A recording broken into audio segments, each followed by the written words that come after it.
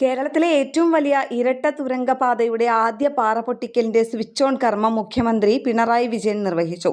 ചടങ്ങിൽ പൊതുമരാമത്ത് മന്ത്രി പി എ മുഹമ്മദ് റിയാസ്, വനമന്ത്രി A K Saseendran, Thiruvambady MLA Lindo Joseph, മുൻ MLA George M Thomas, Thamarassery രൂപതാധ്യക്ഷൻ മാർ റെമീജിയോസ് ഇഞ്ചാനിയൽ തുടങ്ങിയവർ പങ്കെടുത്തു. നിറഞ്ഞ സന്തോഷത്തോടെയും അഭിമാനത്തോടെയും വലിയ പ്രതീക്ഷയോടും കൂടിയാണ് തുരങ്കപാതയുടെ ഫസ്റ്റ് ബ്ലാസ്റ്റ് സ്വിച്ച് ഓൺ നിർവഹിക്കുന്നതെന്ന് മുഖ്യമന്ത്രി പിണറായി വിജയൻ പറഞ്ഞു. സ്വപ്നത്തിൽ പോലും ആരും കാണാതിരുന്ന പദ്ധതിയാണ് ഇവിടെ യാഥാർത്ഥ്യമാകാൻ പോകുന്നതെന്ന് ചടങ്ങിൽ അധ്യക്ഷത വഹിച്ച പൊതുമരാമത്ത് മന്ത്രി പി എ മുഹമ്മദ് റിയാസ് പറഞ്ഞു. പദ്ധതി പൂർത്തീകരിക്കുന്നതോടെ 10 മിനിറ്റിനകം കോഴിക്കോട് നിന്ന് വയനാട്ടിലെത്താനാകും. കേരളത്തിന്റെ സമസ്ത മേഖലകളിലും ഇതിന്റെ ശുഭകരമായ പ്രതിഫലനമുണ്ടാകും.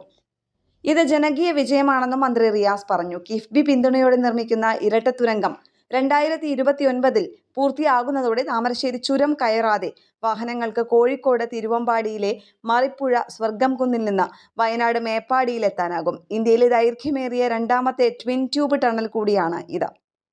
2134 കോടി രൂപ ചെലവിൽ നിർമ്മിക്കുന്ന തുരങ്ക പദ്ധതിയുടെ ദൈർഘ്യം 8.73 കിലോമീറ്ററാണ്.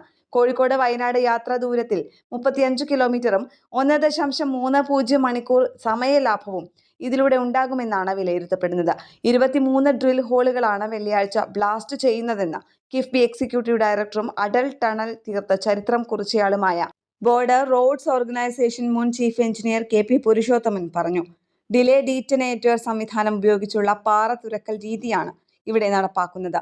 ചാർണോക്കൈറ്റ് പാറകളായതിനാൽ തുരങ്ക നിർമ്മാണത്തിന് ഉചിതമായ ബലവത്തായ പാറകളാണ് ഇവിടെയുള്ളതെന്ന നിഗമനമാണ് ഉള്ളതെന്നും 4 വർഷം എന്ന സമയപരിധിക്കുള്ളിൽ തന്നെ നിർമ്മാണം പൂർത്തിയാക്കാനാകുമെന്നാണ് പ്രതീക്ഷയെന്നും അദ്ദേഹം പറഞ്ഞു. കേരള പ്രണാമം ന്യൂസ്, കോഴിക്കോട്.